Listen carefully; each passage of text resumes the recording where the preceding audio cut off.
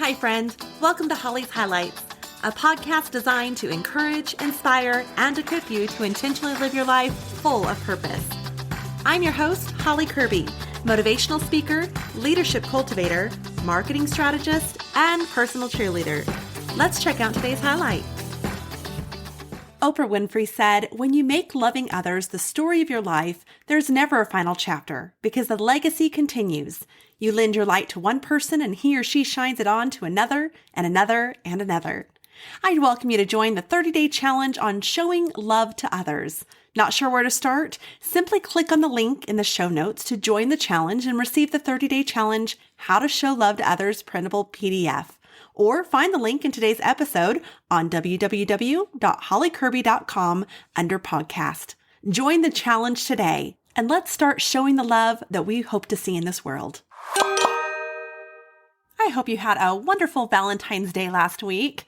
I know I sure enjoy loving on my munchkins and my family and even my team at work. It's just such a fun day, something I strive to do every day, but especially for Valentine's Day, is always decorate the house for my kiddos inside and out and do something theme-oriented. So I've done before where I've shared with you one of my favorites, which is where I bought them each a star and then had it named something in their honor and decorated their bedroom doors with star cutouts listing attributes that shine in each of them and putting the glow-in-the-dark stars all over their bedroom ceilings. And then that night set up outside for us to go look out for that star, their star, through the telescope. So I love loving on my children. Now today though, we're going to look at showing love not just on a certain day of the year, but in our everyday life. When I graduated with my master's in leadership and management, people kept asking, "What are you going to do with your new degree?" Well, the only response I had was, I just wanted to love on people however I may. Showing love to others has many benefits to all involved, but especially 5. First one, it helps our emotional well-being. So love brings warmth and comfort and security. It can reduce stress and promote happiness and even help with mental health. Feeling loved and loving others creates a sense of belonging and even a sense of purpose. Second one is it builds stronger relationships. Now, whether it be romantic or family relationships or friendships, love deepens these connections and strengthens those bonds. People are more likely to feel valued and supported when love is expressed to them. A third way is encouraging growth. Love can motivate personal growth and change. It inspires people to be their best selves and to reach higher, both for themselves and for others. A fourth way that it helps is promoting compassion. When you show love, it often encourages a cycle of kindness and compassion. In a world where there's so much negativity and hardship, love sure can become a way of counteracting that, can't it? And just creating more harmony. And then finally, it improves physical health. Studies show that positive relationships and showing affection can actually have physical health benefits, such as lowering blood pressure and improving immune function. Now, there are many attributes of love, as we see in 1 Corinthians 13, 4-8, that love is patient and kind. Love does not envy or boast. It is not arrogant or rude. It does not insist on its own way. It's not irritable or resentful. And it does not rejoice at wrongdoing, but rejoices with the truth. But how do we show love? And not just on Valentine's Day or during the month of February, but genuinely show love every day in our life. Well, in honor of February 14th being the Day of Love, we're going to look at 14 meaningful ways that you can show love to others in your life, whether that be in the workplace, in your home, with your friends, at church, school, or simply day-to-day tasks such as checking out at the grocery store or returning a book at the library. The first one is practice active listening. This matters because we're able to show love often if it starts with truly hearing someone. Active listening means being fully present and engaged when someone is speaking without distractions, but also without judgment. And how we can apply this is putting away our phone, maintaining eye contact, give that undivided attention, respond with empathy, and ask follow-up questions to show that you're really engaged in processing what they've shared. One way I try to exhibit this to my children is to physically stop what I'm doing when they enter a room to talk to me. Then I make eye contact and even turn my body language to point toward them as they talk. And then engage with affirming sounds or words such as, oh, or even asking clarifying questions. A second way is to be present. It matters because showing love means being there emotionally and physically.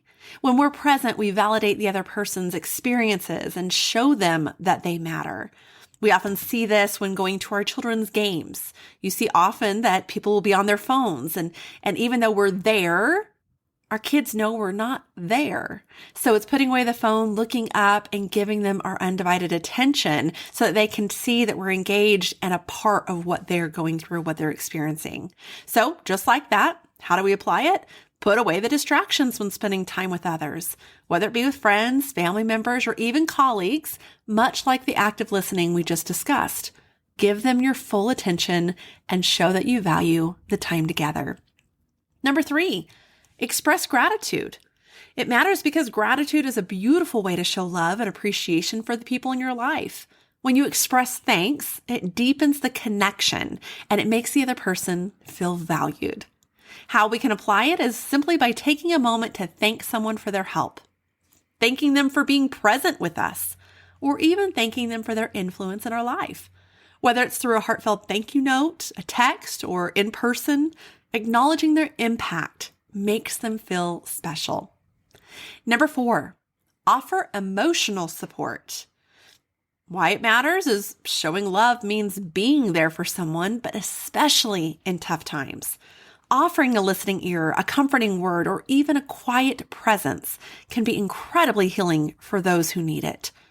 Simple ways to apply this is when someone is going through a difficult time, simply being there to listen without judgment and showing profound love. Offer the empathy and let them know that they're not alone, whether by providing advice or just offering your presence alone. I know when my mom passed away, this is one that a friend did that really stood out to me as I just needed to look through my closet for something to wear to the funeral. And I think she grabbed food to come over. I really don't remember much of that day, but I do remember her just hopping up on my bed and just being present as she just watched me pull out all these different things from my closet. It didn't matter if she brought food or not. It didn't matter if I found the perfect thing to wear. What mattered is she was offering that emotional support of just being there. Number 5, be understanding and patient. Why does it matter? Well, love thrives in environments of patience and understanding. No one is perfect, and showing love means accepting others' flaws and offering grace, because that's what we'd want to receive as well. And how we can apply it is when a loved one is struggling or makes a mistake, respond with compassion rather than criticism. Give people the space to be themselves and don't expect perfection. One thing I like to say is allow people to fail forward, knowing that you're going to be there. You're going to be there to catch them. You're going to be there to help pick them back up, or simply use one of the previous of just being there, offering that support emotionally or physically, presence, but just being understanding and patient in the process. Number 6, forgive and let go. Why does this matter? Well, love doesn't hold grudges, and it's easy to harbor resentment, but letting go of past hurts is essential for healthy relationships. Forgiveness opens the door for healing and even reconnection. Doesn't mean there's always going to be a reconnection, but at least it opens the door for healing, and that's important for both parties. How we can apply it is if someone has wronged you, choose to forgive. Not for their sake. It's not saying that what they did was okay or justifying it or excusing it or allowing it, but it's for your own peace of mind. So let go of negative emotions that just might prevent you from fully loving others. Number 7, support their dreams and goals. Why it matters is because supporting someone's aspirations shows love and encourages them to be their best selves. When you champion their dreams, it shows you care about their personal growth and happiness. How can we apply this? Well, whether it's offering encouragement or practical help, support others in pursuing their dreams. Help them celebrate their achievements and be there to cheer them on through their challenges. I always want to be those around me, their biggest advocate, their biggest cheerleader, because I love, whether it be at work, seeing people rise up even more or higher than I am. I want to see them excel. But of course, with my own family and especially my children, I want to see them soar. So don't worry about blowing out someone else's candles to make yours shine even brighter. That's not how it works. Support others' dreams and goals because you want what's best for them. That's love. Number 8, create a safe, non-judgmental space. Now, we've mentioned this a few times, without criticism in different aspects. Why does it matter? People show their love by creating safe spaces where others feel comfortable being vulnerable and authentic. A non-judgmental space is where people can express themselves without fear of criticism. We want people to be genuinely who they are and to be able to relax. I love for people to come over to my home and just feel a safe space. My kids have had friends all throughout their lifetime that have come over here and seen our home as their safety net. And I'm so thankful for that, because that's where we're able to have some deep conversations. That's also where healing can begin, is where people feel safe. So how do you apply it? Be open and accepting of others' feelings, of whatever they've experienced, and even of their opinions. We're not always going to agree on things. And you know what? I'm quite frankly glad that we don't. I enjoy hearing other people's opinions and learning from their perspectives. It doesn't mean that it's going to change my mind, but it also helps my mind grow and even sometimes help me to hold a stronger belief even more strongly because of what I've learned seeing through someone else's eyes. But I want them to be able to feel like they can come over and have a safe space where they can share those feelings and experiences and opinions with me, even if I'm going to differ, especially when I'm going to differ. We can also encourage vulnerability and create an environment where people feel safe to be themselves. They shouldn't have to put on a facade to be around us. I don't want that. I want someone to be genuine around me and vulnerable and be able to have conversations that are down to the core, but knowing that we still have respect and care for one another. Number 9, be kind to yourself. Oh, this one matters for many reasons. Loving others starts with loving ourselves. Self-compassion is vital for building resilience and healthy relationships. When you treat yourself with kindness, you're better equipped to show love to others. Now, we can apply this by taking time for self-care, practice self-acceptance, and allow ourselves grace when we make mistakes. Your own well-being matters, and loving yourself creates a foundation for loving others authentically. Number 10, practice empathy. Why does it matter? Well, love is rooted in empathy, the ability to understand and share the feelings of another. It allows you to connect with others on a deeper level and offer support that's meaningful to them. We can apply this through simply putting yourself in someone else's shoes and try to understand their perspective before reacting. Offer support and validation by acknowledging their feelings, even if you don't fully understand or even agree with them. Number 11, celebrate and share the joy. It matters because love isn't just about being there in tough times. It's about celebrating the good moments too. Sharing in someone's joys helps deepen your bond and shows that you care about their happiness. How can you apply it? Celebrate those milestones and achievements and happy moments with others, whether that's birthdays, a promotion, or just a win in your personal life. Acknowledging and sharing their joy is a beautiful way to show love. As we've expanded our herd, that is something I think has caught some of our additions on a little off guard, is our family loves to celebrate each other, and we love to celebrate together. So whether that be a promotion, we want to go celebrate that. A hard decision that was made, we want to go celebrate that. A test that was aced or just passed because we knew how grueling that person was having to deal with that test, or what a problematic situation might have been that they've overcome. We want to celebrate that. We want to cheer them on. We love to celebrate each other, and we love to celebrate, whether it be through the tough times, overcoming, or celebrating and sharing the joys that we go through in those milestones. So celebrate and share the joy. Number 12, spread love through your actions. Why it matters is love isn't just about words. It's about what you do.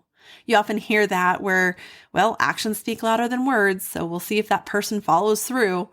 Your actions do speak louder than anything you can say. So how we can apply this is show love in practical ways. You say something matters to you, volunteer your time. Donate to a cause you care about or help others in need. Love, when shared with the world, has such a ripple effect. And our final two are two of my favorites, and I feel most important. That is number 13, pray for others. Why does it matter? James 5:16 tells us that prayer is powerful and effective. Praying for others puts their needs above our own. It's praying for their good and the outcome of whatever they're going through. It's praying to help encourage and lift them up. And because you have a deep care that you want to do so, your heart is showing the empathy and taking time to go before the Lord on their behalf. And we can apply it simply by reaching out by text, a phone call, or simply asking people in conversation, how may I pray for you today or this week? And then in your quiet time, pray for them. Now, we're not praying for very pointed, pray that they come to their senses. We're not necessarily praying that they'll understand our way or perspective. No, we're praying for them, for God to meet them where they're at, to meet each need, to provide where He would, to help provide discernment and wisdom and guidance, to bless them, to love them, to forgive them, to encourage them. There's so many things that we can pray for others. Now, bonus points for following up with them, perhaps the next week or even following something they've asked you to pray for, and then asking how it went or how they're doing. A simple, any update? Oh, the power in praying for others. I am so thankful for those in my life who have loved me enough to genuinely go before the throne of God and pray for me.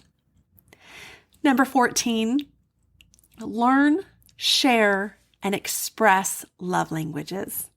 Now, to really unpack this, you can check out Holly's Highlights Season 3, Episode 3. And in fact, not only there, we do cover a deep dive into love languages based on author Gary Chapman's The 5 Love Languages. But also, if you just look back through many of the seasons and episodes here in Holly's Highlights, you're going to find different episodes that take you deeper on whether it be being present. There's one around Christmas time, I think the second year, on the gift of being present, or many that are around November of each year on expressing gratitude. So feel free to check back on some of those dreams and goals. Many of these are pertinent there, expressing empathy.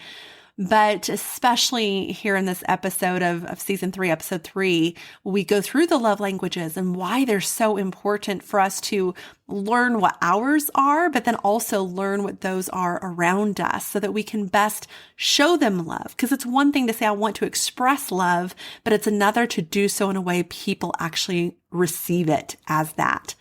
But in a nutshell, these 5 love languages are gifts. And that matters because thoughtful surprises show that you're thinking about someone and care about their happiness. It's not about the grand gestures necessarily, but about finding ways to make their day special. It can be something even simple. How we apply it is surprising your partner with their favorite coffee, or write a handwritten note to a friend. Send a text just to check in and see how someone's day is going. Simple things can be done, but these small surprises can make someone feel so deeply cared for. Another love language is quality time. Why it matters is because one of the most precious gifts that you can give is your time. So many people vie for our time. It is a gift. It shows that you value the person and are willing to invest in your relationship with them. My dad used to always be so annoyed when someone would take a phone call when they're in their loved one's presence or even in his presence, whether it be a meeting or just out golfing or at a game or something, because he'd say, what you do with a phone call coming in shows who's most important to you, who you value, where you value, the person that you're with or the person calling in on the phone. So he's actually one that's taught me that if my phone is ringing and I'm with my children, my focus is on them. They are the most important with me at that moment. And just recently, my son and I went to Disneyland, and I went to go grab my phone to take a picture, and it rang as I pulled it up. And of course, I swiped out like, no, I'm with my son. And he looked at me and he said, thanks for not taking that call, Mom. So they see, spend that quality time. Other ways on how to apply this is just setting aside time for meaningful activities with loved ones, whether that's going for a walk, having a deep conversation, or simply hanging out. Quality time shows love in a very tangible way. Third love language is words of affirmation. Now, why it matters is compliments are a simple yet powerful way to show love and appreciation. When you compliment someone, you affirm their value and you boost their confidence. This is easy to apply. You can be specific and sincere. Of course, no one wants just a compliment when it's not really genuine, right? We tend to know when those are. And we know people who are known for such comments. Instead of a generic compliment like, you look great, try something more meaningful, such as your energy today is contagious. And I love how you made everyone feel welcome. Things like that just go a bit deeper for those who really value that words of affirmation.